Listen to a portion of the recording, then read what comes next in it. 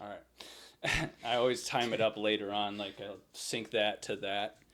Um, but yeah, here we are.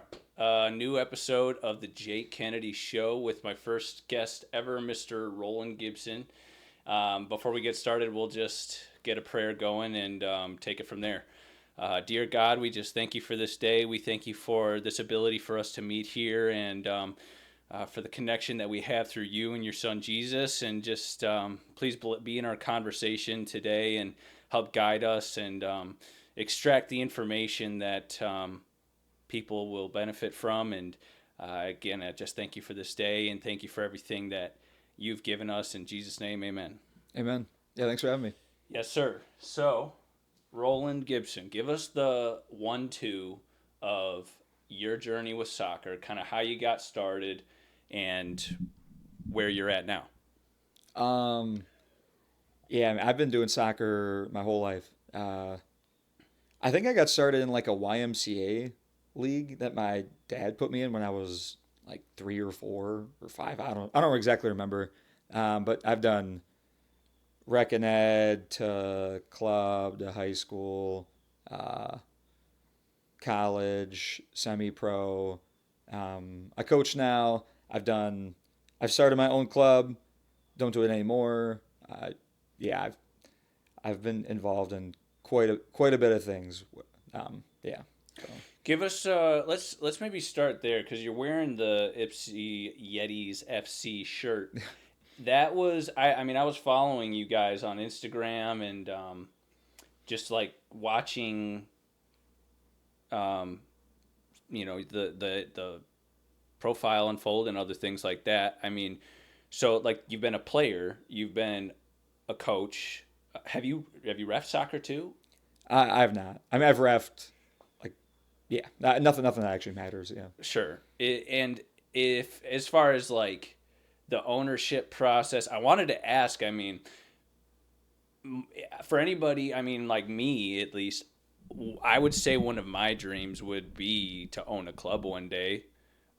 People who pursue sports management degrees, that sort of thing. That's because I'm planning on going back to school in the winter, Okay. and I may go for a sports management degree. I might go for something else. I think a lot of people in this space, like the podcaster, YouTuber space, a lot of them, if they already know that like this is what they want to do, they might get a business management degree and call it a day. Um, can you speak to that part at all, and or the ownership process and what that was like to start a club for anyone who might be wondering what it would take to do that? Um, yeah, I don't know. I kind of just figured most of it out on my own. Um, I had some help from doesn't own the club anymore, but Ben Rohde, he used to own Livonia City FC, or maybe not own it, but run it.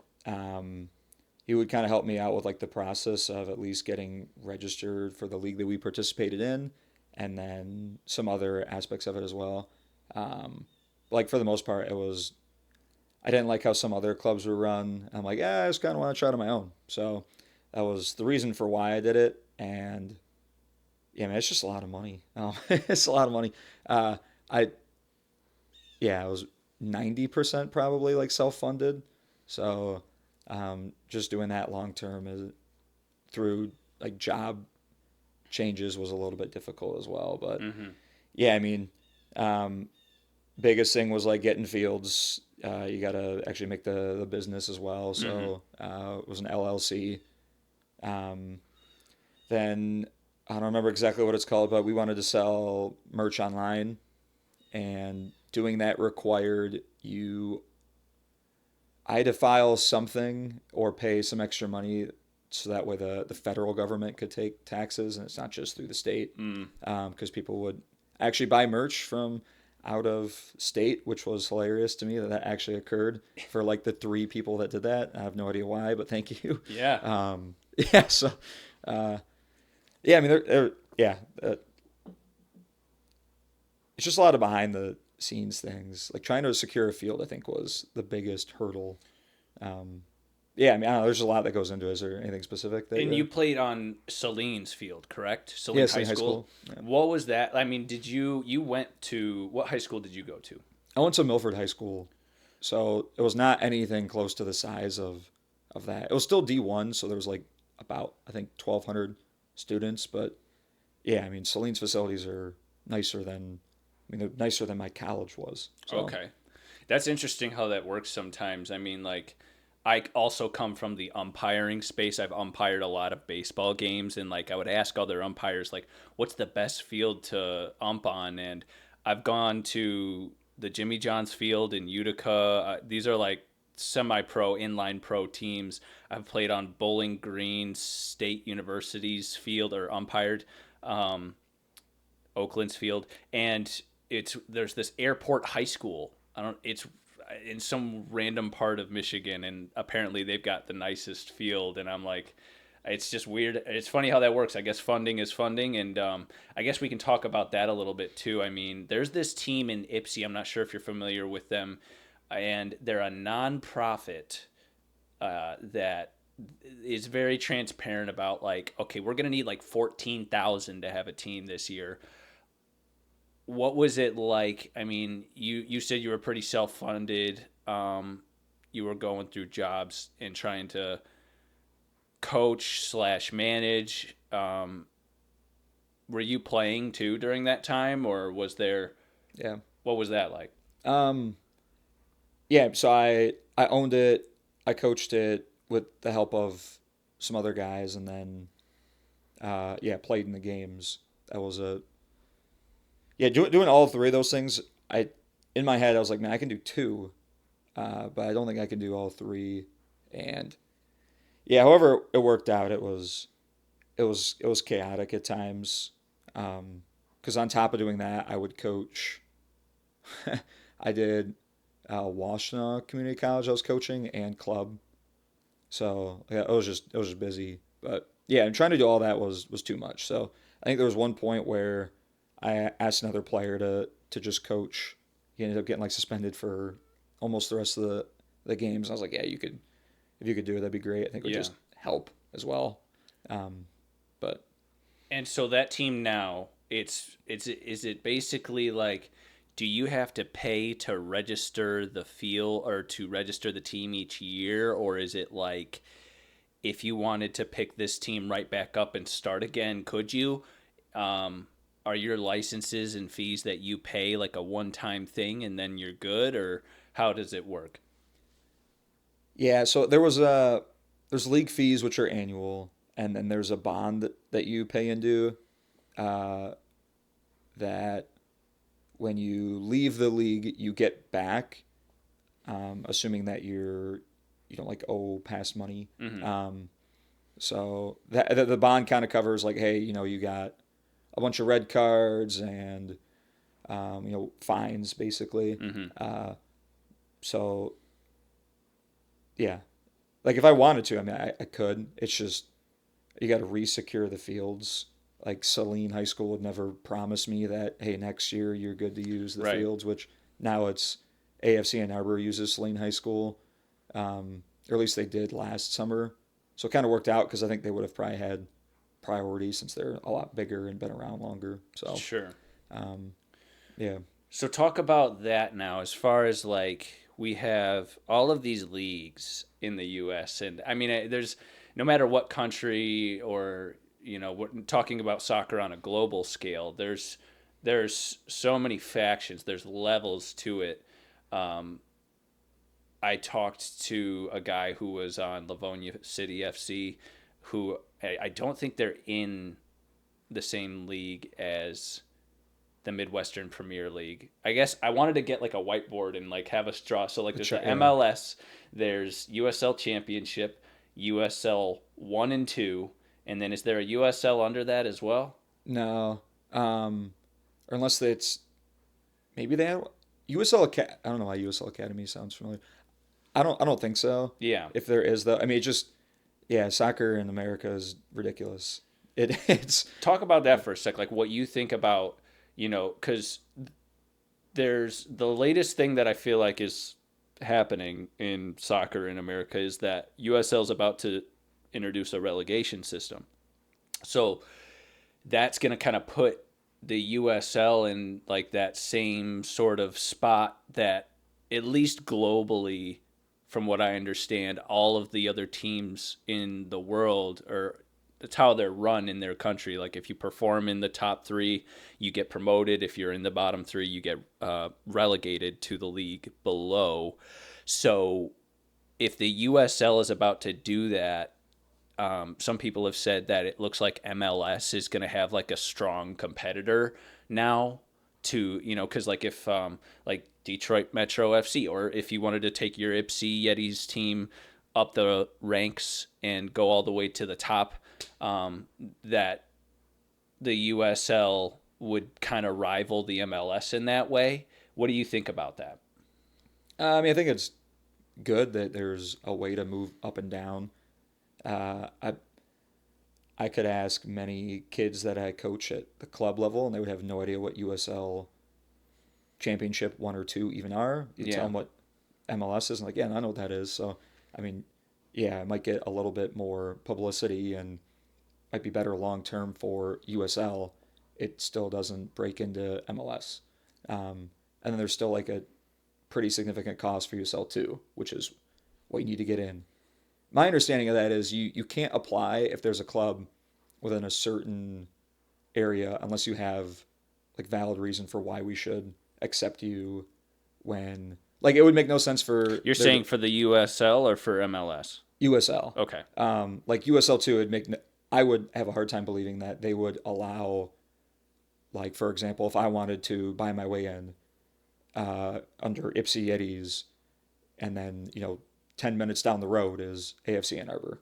I don't know why they would do that. I would have a hard time, although it is Southeast Michigan, and that's very big, very big compared to other parts of the country. So I don't Yeah. know. Yeah, I mean, you still got to buy your way in. I don't know if that's this. I don't know what it's like in England at the very lower levels. I would imagine that the buy-in is not anything close to USL twos though. Okay. And I mean, because right now too, with like the way MLS is set up, it seems like it's basically kind of like you just said, like you can buy your way in, and if you either secured that funding through somebody like a Dan Gilbert, which if you said Southeastern Michigan, this seems like a huge missed opportunity for somebody right now, because like I'm not a millionaire, billionaire, or anything like that, but I went to a Crystal Palace versus Sevilla FC game like 2 or 3 years ago at Comerica Park. I think I was there. They Yeah. they just had this game, and I don't know if it was like a Wednesday or something like that, but this field was, I won't say packed, but there was a bunch of people there to go watch this soccer game, and I know, like, the people of Comerica were probably like, well, dang, I don't know why we don't have, this would be a profitable, something for somebody, you know what I mean, if they wanted to. So you have DCFC, who's trying to build their team up to be like the next, I mean, it's the only team that's like the biggest team in Detroit right now. I heard they're building a pro field in Grand Rapids. I'm not Yeah. sure if you heard about that. That's happening. What would your 2 cents be on kind of those? And also segueing into where you're at now with Detroit Metro. Um, like just what my thoughts are on the I guess yeah, like DCFC. Detroit City FC and like their like what you think of their like how they're building the club. Like they're supposed to be building a new field too. Is Yeah. that like do you see that like do you agree that it's like also a missed opportunity right now? And do you agree that like let's say Detroit Metro wanted to become the next rival to them, or like Detroit Metro built themselves up as a club to be in that same space. um I guess that's what I want to lead into next, but just kind of like what your thoughts are on what building them up would take, and talk about the league they're in now too, because I'm not entirely sure the laundry's done. But yeah, what league is Detroit Metro FC in right now? They're in UPSL, which is like equivalent to MWPL. I would say the teams are better, at least now compared to a couple of years ago. Right. Um, Yeah. And this is their first year in existence. yeah, 2024. Okay. Is it? Coming up on like Sorry, a full year of. this might actually be. I'm getting old, man. I No, can't you're forget my good. times. You're good. I think they started. The first season was the spring of 25. Okay. So. And so, I mean, we kind of mentioned it. So it was like MLS, USL, USL2, USL Championship, UPSL, Midwestern Premier League, NISA. Is that in there too, or is that one below? That doesn't exist anymore. It doesn't? Wow. That's my understanding. There's so many stories about Nisa. Yeah, they I think they had money problems, is my understanding. I mean, I've heard refs before be like, yeah, they just still haven't paid me, and it's been a few months. Oh. But Nisa or MWPL was affiliated with Nisa to some extent, but there was no like promotion relegation. Sorry, the three coaches at Metro used to coach at Gold Star FC. So there's a couple players that came over. Used to be a little bit more, but then they got hurt. So, Okay. yeah. And I knew a guy, he played on Michigan Stars FC, which was in NISA at the time. Do you know, has that team been absorbed by a different league, or have you heard of the I'm not sure. That I don't know. I know there's there's other local clubs Flint that, City Bucks are one, two? yeah. I'm not sure where they're playing it. There's another league. I'm drawing a blank on what it's called. But there's There's a Michigan. I think that's the one that Livonia City is in. no, so this one's probably a little bit. There's like that fourth tier that's just Man, there's kind another of league. There's like so many leagues that, outside of just the main ones. Yeah, there's a lot of leagues. Yeah, no, that I can't remember what it's called. But yeah, no, it's probably a little bit. It's probably in between USL2 and UPSL. Okay. I don't know. I know the Stars have like a second team that they play in MWPL, but I don't know where some of those guys went that used to play for the first team. Some of them, there's a couple that now play in UPSL. That they're a little bit older, but like we continually play against some of them. So. Yeah. And just real quick, as far as clubs, you currently play for Detroit Metro FC. Can you give us like kind of how many what clubs have you played for in Michigan? Uh, just like a semi-pro clubs, or? All of them. Like I mean, all the way from Okay. because I mean you have all of these different teams and like I guess pedigrees associated with them, and like I would like to hear kind of from like a pro's perspective too, like. I'm not a pro. Well, I mean, to me, you're a pro. You know what I mean? Like, and there's levels to it too, because that's what's crazy is like, I asked a dude from Livonia City, do they play DCFC? He's like, oh no, they would smoke us. But then there's teams that would smoke them, obviously. You know what I mean? So it's just like, the depth of teams is something to behold. It's something to understand, and like part of my goal is also to like just kind of understand a little bit better. I got into soccer in 2019, and I am very involved. The Good Rec Sports League that I'm a part of now, I've played so many games, and I now ref a bunch with them.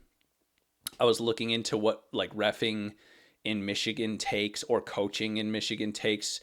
Like I'll give I don't know if it's the USA Soccer Association or something like that credit. There's a website that consolidates everything into like a very neat package, I guess, where like if you wanted to go take a class, like a beginner's ref class, they list the dates and the locations that you can go and become a ref or a coach, and you might pay $45 or something like that. But, Yep. to be licensed, and then be able to, again, like if you wanted to ref, like, I don't know how many games are in a weekend, but you do a random Google search on soccer tournaments Michigan this weekend, and if there's not one, there's probably three, and maybe you go to Ohio, but it's all right there.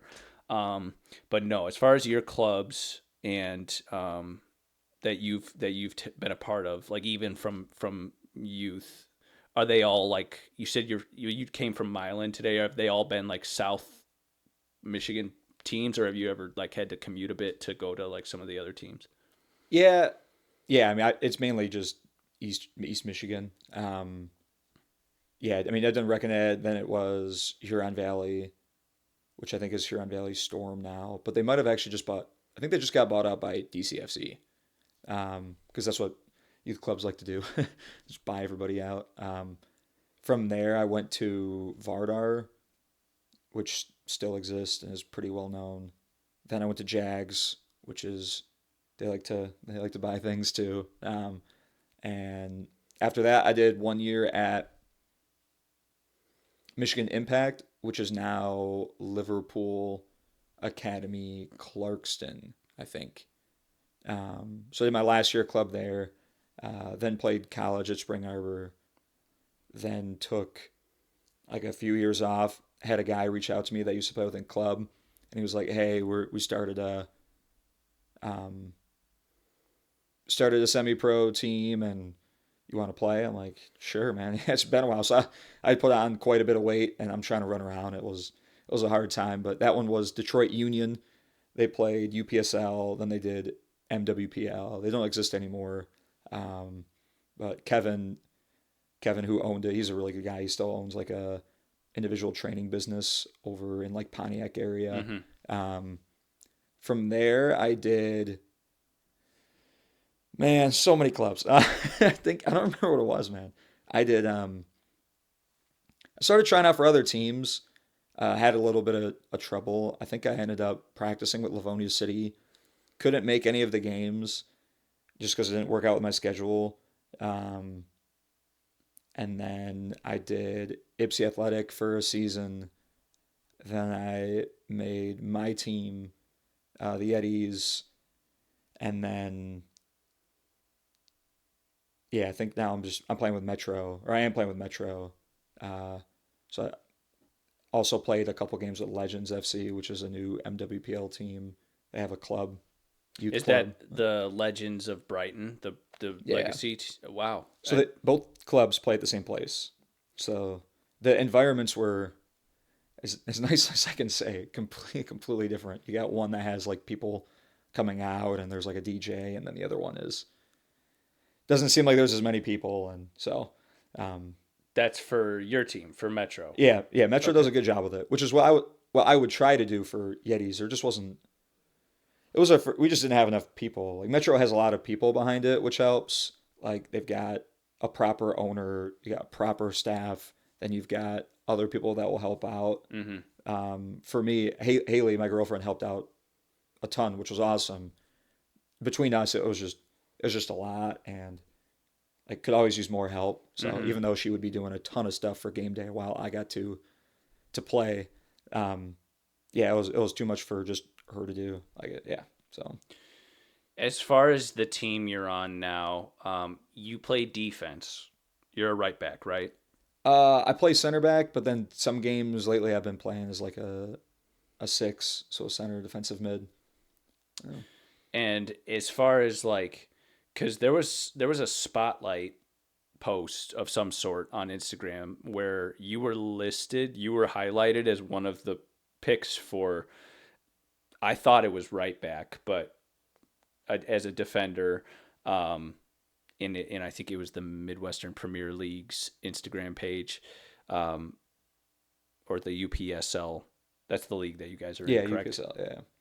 Um, as far as the team you're on now and like the teams you've played on, um, one of the things that I feel like always is one of the because you can have amazing players, you can have guys who are just nuts, but like I feel like the team's cohesiveness is like what can really like just like take a team that's got good players, that's pretty all right, from that to like that next level of like just a really solid team. And as far as like playing styles, again, I wanted to have like the whiteboard where you showed like I love the 4-1-4. Oh, yeah. The team you're on now, how is it in comparison to teams that you've played with in the past? And is there a type of play that you find to be best in your experience in soccer? Yeah, I mean, I like a lot about how this club's run. I don't pay anything, which is awesome.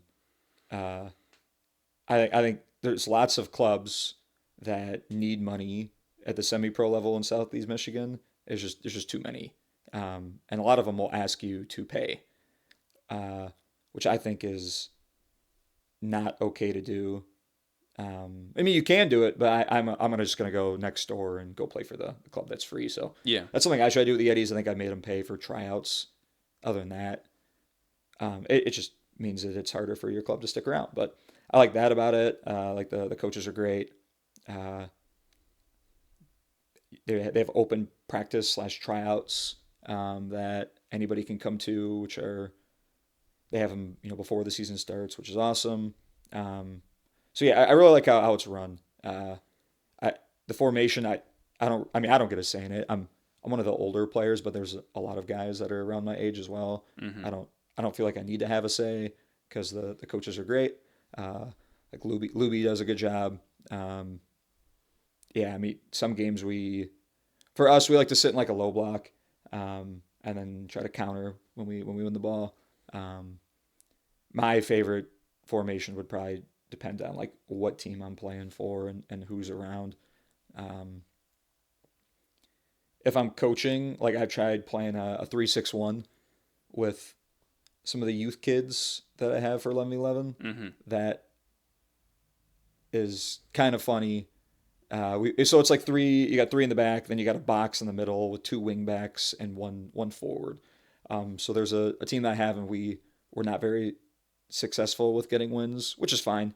We just struggle a little bit. So we sit in a low block, and we basically have like a 5-4-1 or a 3-6-1. For someone who doesn't know what a low block is, what does that mean? So like the line in which, or the point on the field in which we will engage pressuring the ball is lower than what you were probably picturing in your head. Lower as in like closer to the goalie? Closer to our half. Right. So like my line of confrontation I have with my team is the center circle. So the topmost part of that. So like 5-ish yards into the opponent's half. So like goal kicks, we just let them have the ball. The center back has it. Okay, we're going to drop off. So. Okay. And do you find that in certain teams, given also like, what's your height and weight? I don't know how much I weigh. I want to say it's like 165. I'm 6 foot.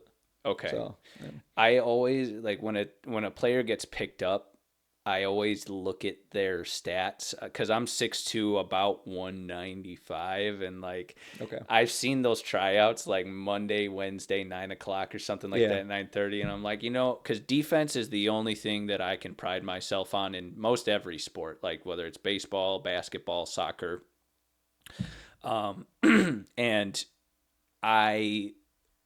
Whenever I look at like, okay, so Wrexham just picked up this center back.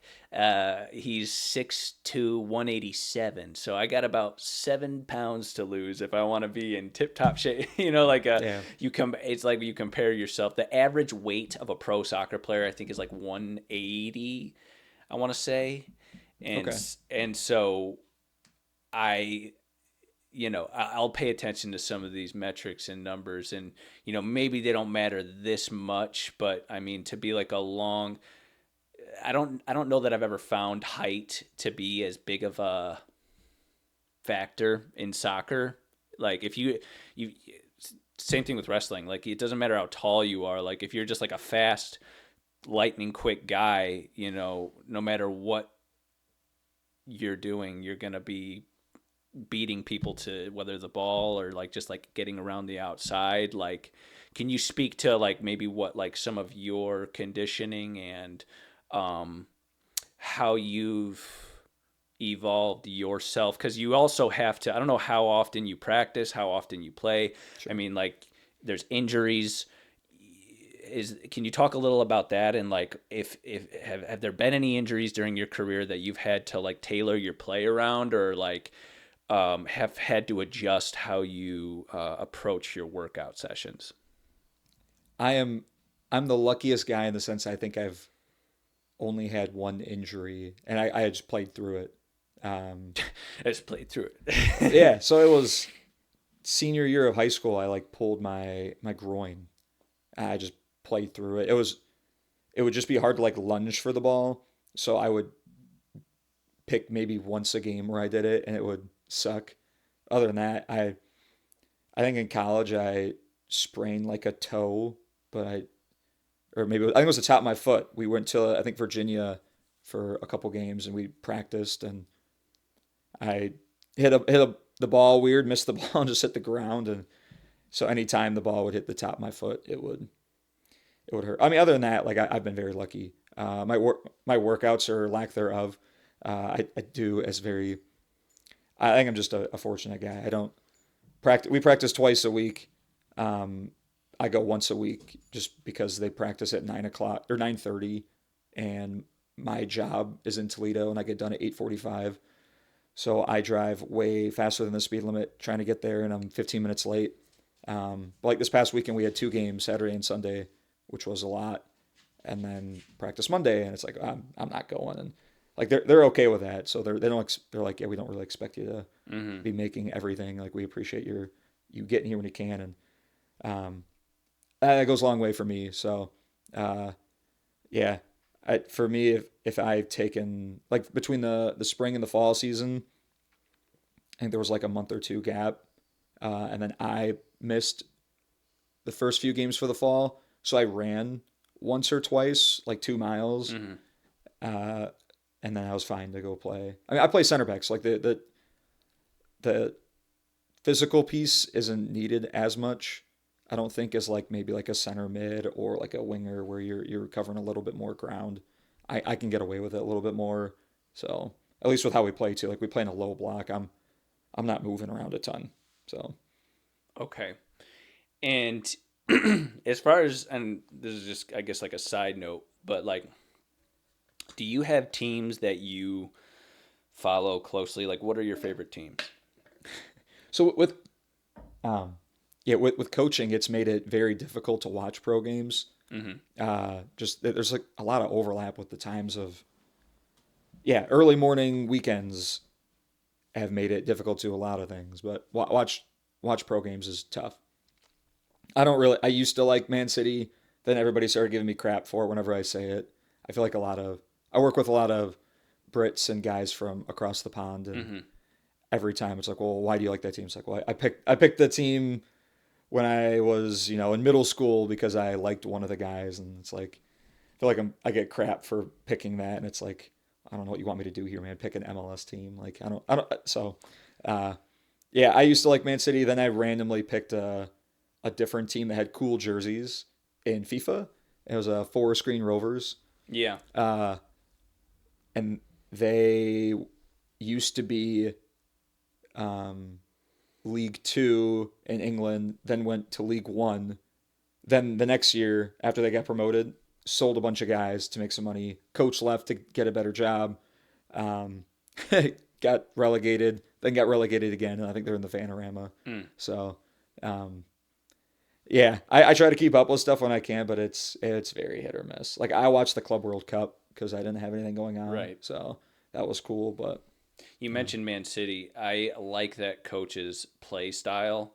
When I was talking about play styles earlier, it's like from the way it's been described, it's like nobody necessarily has a set position. Like people like from the back can go and sh- uh, play up, or like as long as there's an understanding that a guy's gonna fill in.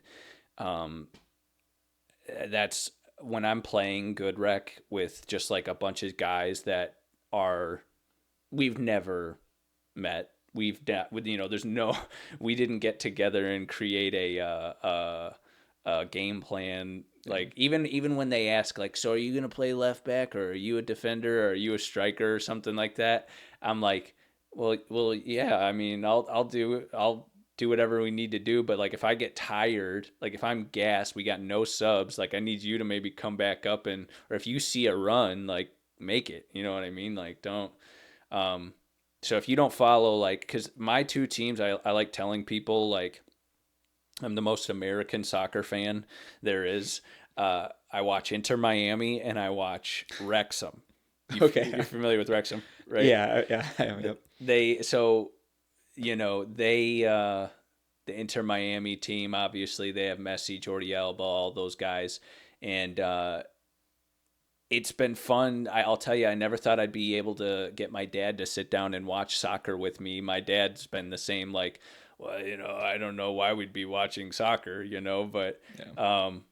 Messi's on TV and Messi's like the modern day Wayne Gretzky of soccer. Like he'll watch, and Messi does great things. He'll pass the ball to people nuts. He'll take shots, and and my dad's like, oh, that's nice, like. Yeah. So it's just kind of fun to be able to do that, and with Wrexham, I feel like I mean, they to their credit, to be able to go back to back to back promotions, and I don't know how their season's gonna end. They're like lower part of the table for for the English Premier League Championship right now, Okay. um, and that's an old team. Like they were maybe the third oldest. Like for guys who watch some of these teams, like you said, and like maybe you're a Norwich fan, like some of these teams that get promoted, relegated, and like they go between Premier League and then down. Like I almost wonder, and you said you haven't had as much time to keep up with it lately, but like for those fans, like if you're a diehard fan who like loves their team, like you've been there through all of it. I can't say I've been that guy for all of my teams, but there's a different. I don't know if like would you say soccer has a different like caliber or like different element to it? Like some people's cities are built on like having a soccer club over there in England. Yeah. Do you as far as like your last name is Gibson? What do you know like what your cultural background is like where your ancestors came from? No idea about my dad's side. I think my mom's side is Dutch. Dutch. So, Okay. Do you speak any other languages? I speak very little Spanish. Very little Spanish. Yep. Okay. I found that like in soccer especially with how diverse it is and how many people from all walks all across the ponds uh if you can have even a little bit of something from another. I mean, I again walked onto fields where like just about everybody there. Maybe they're Chinese, maybe they're Vietnamese, maybe they're Arabic, maybe they're Spanish, and like again, I thrive on like that cohesiveness. Um, would you say like with your team you're on now, or like in your experience, you've played on some higher level teams, obviously, so like English is probably well spoken, maybe. Yeah. Yeah. I mean, everybody speaks English on our team. Uh, I mean, yeah, there's a lot of different backgrounds though. We have a few Albanians, um, and then in our league there are a few Albanian teams. They don't always get along, so those games are a little crazy. But um, yeah, I mean, there's some Brazilians, some guys from Portugal. Yeah, then there's me who's born in Michigan and lived here my whole life. There's other guys like that too. So yeah, There are teams that like brand themselves on that. Like I think Cedars FC is like a very very Lebanese team that's out there. You guys just played against Croatia Cleveland. yeah.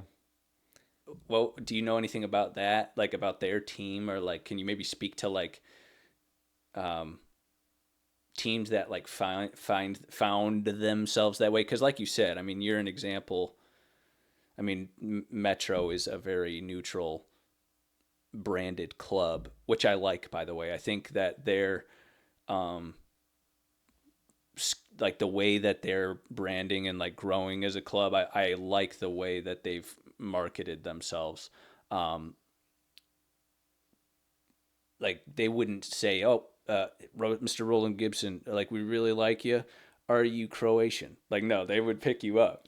Yeah, well, so I played in a Hispanic league in Pontiac, and I'm like one of like five guys that speaks English, Mm-hmm. and it's like, oh, you're the guy who's not just me. There's other guys that are better than me. You're the guy who's decent enough to play with us, and you because you're good enough, and we'll pull you from somewhere else that we found you, and you're not one of us, so to speak. But then you are because you're playing on the field. So um, yeah, I don't know. There's other clubs that I think it probably just starts with, hey, we have a community that immigrated over. We like playing soccer, and it starts with our community and people that we know, and over time you start to change things. So I mean that's the way with there's other clubs like Duca FC or Drita, which I'm sure I'm butchering how to pronounce that. But like they've both started as their own community, and then over time it starts to change, which some people like, some people don't. Yeah. If you're being paid by a parent or a association to provide a service, or if you're coaching slash mentoring a kid for X amount of hours or minutes out of a day, and there's differences in opinion on how well that kid's talents and gifts and abilities can be used. How do you deal with that, or like explain that if you wouldn't mind one more time? Yeah, I think it's different from teaching in the sense that you're directly paying for something, where like teaching, I guess you kind of indirectly are with like taxes, or if it's a private school maybe then you are. But sometimes dealing with parents who want to step in and coach their kid their own way is totally fine. uh, it's just hard for a 8-year old or 9-year old or 7-year old, whatever age, to process. Well, mommy's saying one thing, coach is saying another. What am I supposed to do? My phrase with the kids is, when you're at the soccer field, I am always right. Any other time in your life, I am always wrong, and your parents are always right. Which I don't know if they've ever repeated that at home. At home, so I've never gotten any parents that are like, you can't say that. But um, yeah, I think that it just goes back to, hey, if you want your kid to play for this team, then there's got to be some understanding. Like, you're paying for my voice, Right. and if you don't like the voice, that's okay. Like, I would go somewhere else, and maybe you'll get something that you're looking for. Because I don't want to be the guy that's saying something that you don't want to hear. Like, I just go somewhere else, man. Like, it's no hard feelings. So And I think that's a beautiful point, because I did coach for Legends from like 2023 fall to spring of 2024, and it was one of the most fulfilling things that I've done in like recent years. And I loved it. Do you have like a favorite age group? um, I like 77 the most. I think there's a lot of goals. Uh, it's you see a ton of change because they're pretty young, but they can start to understand things that when you play 4v4, I don't really think they can. Um, like, yeah, I mean, I think it resembles the game more so than 4v4 does. There's a goalie, there's field players, there's Mm-hmm. some degree of offsides. Uh, yeah, I probably like that age, like 9 and 10. I was gonna say like, so like I didn't even realize that. So like at certain age groups they start 7v7 versus, because that's what I did, night 10 and 11 I think it was, and yeah, it was 7v7. Is that like, so below 9 or below 10 they do 4v4? It it depends on some clubs. If it's U9 and U10, supposed to be 7v7. Before Okay. before that, like you eight, some kids will, some clubs will, like, hey, this is our top team for 4v4, we're going to start playing them a year early. Some won't, which is fine. I'm pretty sure U8's 4v4. I've never actually coached a 4v4 team year round. I've like filled in for different coaches though and done 4v4. Yeah. And what would you say to like some parents like maybe getting their kids into sports for the first time or soccer for the first time? I mean, looking back on your journey and like if you could maybe give your younger self some advice on like how you would approach things from a practice level, a investment level, gear. I mean, we didn't even talk really much about all that. That stuff's kind of like, I mean, preference to a degree at the end of the day. I mean, like there's $180 soccer balls, there's $20 soccer balls, there's same thing with cleats and stuff like that. You mentioned that, as far as other sports, you pretty much predominantly stuck with soccer. Yeah. For the most part, that you played a little basketball For like 1 year. Yeah. Wasn't very good at it, but okay. yeah. And then like I said, as far as like selling, like if you had some advice to your younger self or to somebody else getting into soccer, what would you say? Yeah, I would just, it's supposed to be fun. Like that should be the biggest thing. Like if I end up having kids, I won't be the parent that screams from the sideline. Ugh. Like that's it was embarrassing for me when my mom would do that sometimes. Um, like it's got to be embarrassing for other kids, and like it's not fun when you're a coach dealing with a crazy parent. Like it makes it like regardless of if I will take that and judge your kid differently, it's well now I kind of have to because you go together. Like oh now when I do this, mom's gonna scream or dad's gonna like whatever the situation is. Just let your kid have fun. Sometimes that means even if they're not on the top team, like hey your kid is enjoying it, then I would continue doing it. Just like with most things that kids are supposed to experience. Like it should be fun. That should be the biggest priority. Um, yeah, I mean, looking back, I think I could have done. I mean, I could always do a lot of things differently. I think there was 1 year where I changed clubs because I wasn't on a top team anymore, which I don't know if that was as entirely my parents' decision or mine or probably a mix. Like probably should have just stuck with hey, I'm going to be on a B team, but the coach is really really good and better than the coach I had at Jags. Um, and I think that's a part of it too. Like, does your kid have fun, and is the coach, helping your child develop? I think at younger ages, once you get older, high school age, then like the league you play in, I think matters quite a bit more. Just if you're trying to play college, but other than that, I think the coach and the enjoyment level are probably the top two things. I almost wanted you to like speak on that for the. I mean, I've seen it from the coach's aspect. I've had kids on teams that were really good. They were like the top kid on the team or whatever, but they were toxic or they were just like they maybe dragged the rest of the team down sometimes because their attitude was just so bad that like, how do you deal with that as a coach? Have you experienced that? And like, I guess kind of on this, while we're in the doing what's best for you subject, if you're still, because in all sports in America, the 0 to 18 range is where you have all of the opportunity to, like you said, go to another team if the one you're on's not working out, or you just want to move up or move to somewhere else. Like, how important is it for someone who's maybe trying to secure playing on a college team?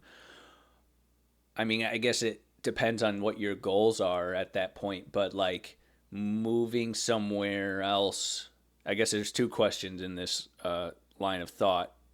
What would you say is the most important thing when you're coaching on a team like that versus like if you're a player pursuing the most, let's just say the most fruitful career possible in soccer? and the decisions that go along with that, navigating those streets, if that makes sense. Yeah. I think. I mean, I when I was a player, I didn't have a good attitude. I think it's a little bit different now because I'm an adult. Uh, I think it's changed. Maybe not, but yeah, I think dealing with those kids is for me is I can kind of relate a little bit. Like, there's many teams I was not the best player on. There was some that I was, or I thought I was, and yeah, I mean, I think trying to control what you can control is really important, and trying to help a child understand that is not easy, but a concept that you should try to instill in them. So focus on what you can control. Can you still get better on a team that you are the best player on? I would say you are, or I would say you can. Um, uh, but can you find different ways maybe to challenge yourself? And maybe it doesn't even have to do with stuff that's on the field. Maybe it has to do with things that, are you being a good teammate when your teammate loses the ball? What are you doing when your teammate loses the ball? Are you yelling at them? Are you trying to recover and get the ball right away?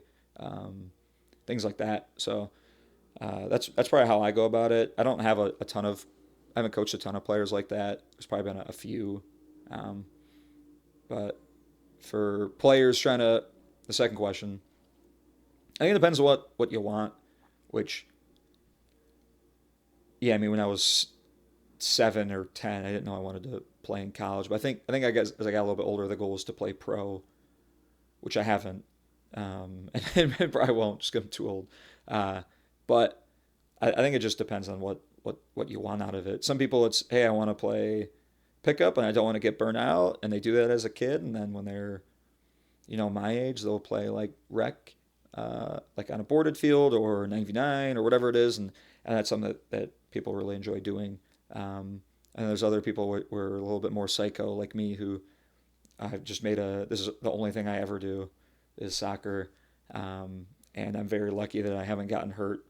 And I hope I don't, but who knows? So yeah, I think just trying to find somebody that can help maybe guide you on what your child's goals are. Um, yeah, like both my parents didn't play, so by the time I would tell them like, hey, I want to play pro or do those things, it was just a little bit harder for them to even understand like what is club soccer because it's a hot mess. There's a lot of different leagues you play in, and there's a lot of salesmen that are disguised as coaches that just want your money. Mm-hmm. And like that's a factor too. So it's not really easy for parents to navigate it when you haven't played the sport. So I think there's just a lot going on, but just do your best and you'll probably be okay. So And you said you haven't played pro yet. Is there like a level that, I mean, is MLS like what you would consider pro, or like are you considering USL League 2, League 1, you like the championship? Like what, just curious. getting paid to play in a game Okay. All because you right. you can in the league I play in now. There's some rules with it, but you quote unquote can. So Okay. And as far as with where your journey is now and like I guess like like a striking point or a breaking point that you should try to. I mean, you have guys like Yamal who are like 18, 19 playing in the Premier League, which is like would you say there's like a time frame or like an age that you should have tried or like gone pro by? I think it depends. I think that is like a wonder kid, and you. I mean, there's how many of him in the world? Yeah. Uh, I think I don't know if there's a time frame. I mean, there's guys like Drogba who played pro very late in their career. I think it was like in his 20s before he got his first contract. I could be wrong. Maybe I'm thinking of somebody different, but I know there's other situations like that. I think it just depends. Um, I don't. I mean, I'm never was and never will be good enough to play at that level. I think being pro in like a fourth division in Germany is just as awesome as being a pro in a top division.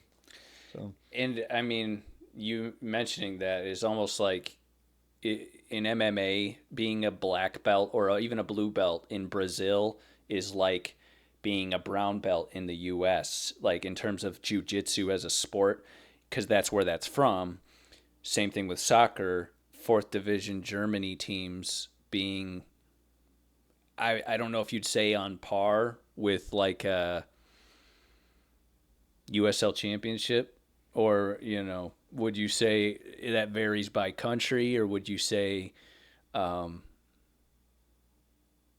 point I mean, you're 27 too. You're not like, you're not to the point, if you're not, obviously, that's why I kind of asked, like, the point of investment, the time of return. Ronaldo's chasing his 1,000th goal at 40 something, Yeah. I just think that's funny. It's like people putting memes out there like Ronaldo anytime he gets the ball, and it's just like shots like crazy over the mountain and stuff like that. It's just fun. And yeah, I mean, for you, I mean, like you're 27, you're on this team that, like you said, is making its way up, and I guess my point is like that, because I'm 29, I'll see guys on the field that I'm like, do you play on like a pro team or whatever? Like, oh no, I'm 30 something and I don't. And I'm like, you're really good. I don't know why you definitely look like you've been playing on other teams.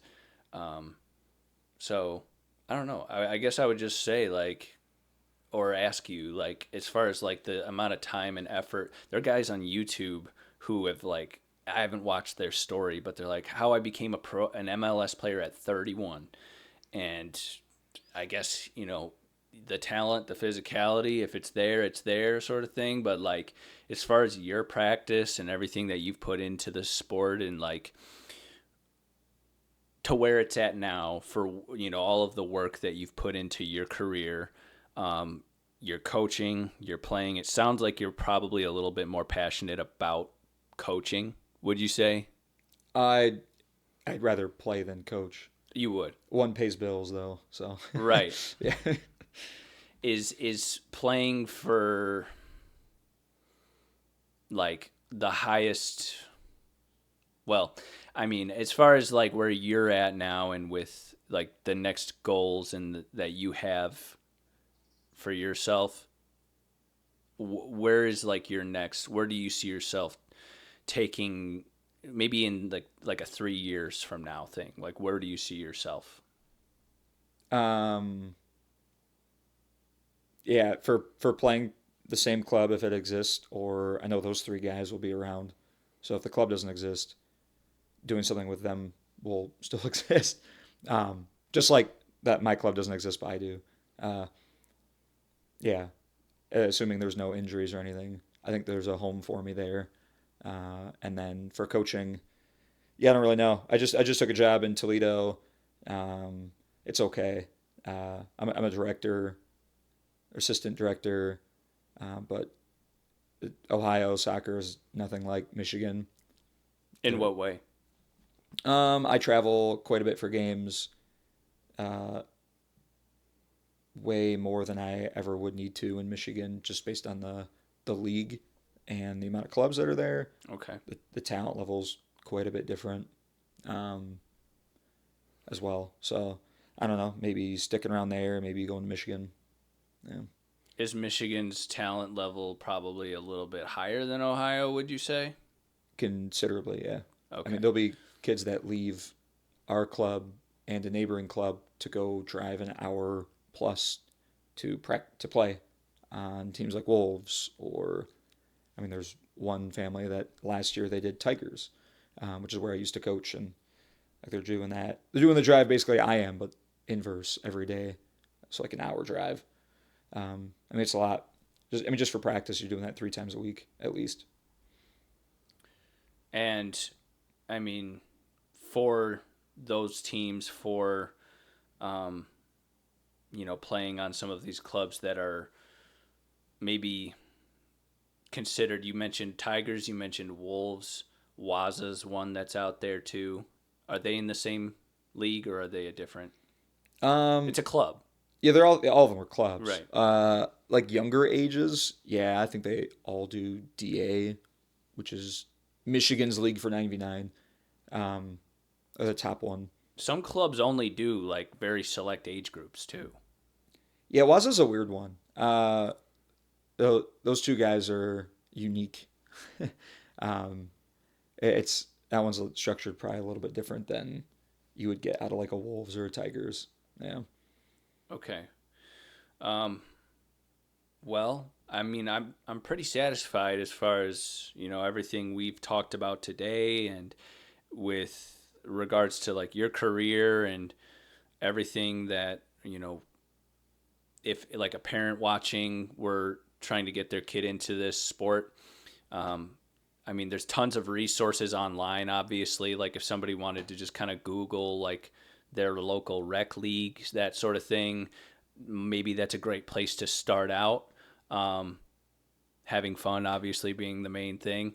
And then, I mean, is there anything in regards to what you'd want to say to either some of the younger generation watching, anybody, kind of in closing that you'd like to, and plug yourself too, if you'd like, any of your Instagrams, your Facebooks, whatever you want. That was your time to shine.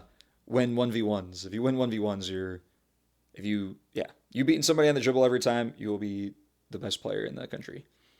That's what I gotta say. Or on the other end too, you never get beat. You're the best defender in the world. Yep. I don't. For the most part, I try to not have people follow me on social media. You're pretty quiet on there. I was like, there's not many Roland Gibsons. This one here, 5 posts. Yes, sir. Yeah. I try not to. It's funny. I went to a tournament a couple weeks ago, and there was kids on my team, and they're like, "Do you have social media?" I'm like, "Yeah." Like, "What is it?" I'm like, "I'm not. You're not following me." Like, "Well, we can just look for you." I'm like, "Yeah, that's why it's on private. Like, you're not not happening, man." So I try to stay off that stuff. Being around kids. That's probably fair. That's probably a good practice. Yeah. No, I mean, I appreciate you letting me be on. It's good to talk with you. Nice meeting you too. So awesome. Yeah, it's been awesome. Well, thank you guys. Have a good week. We'll talk to you soon.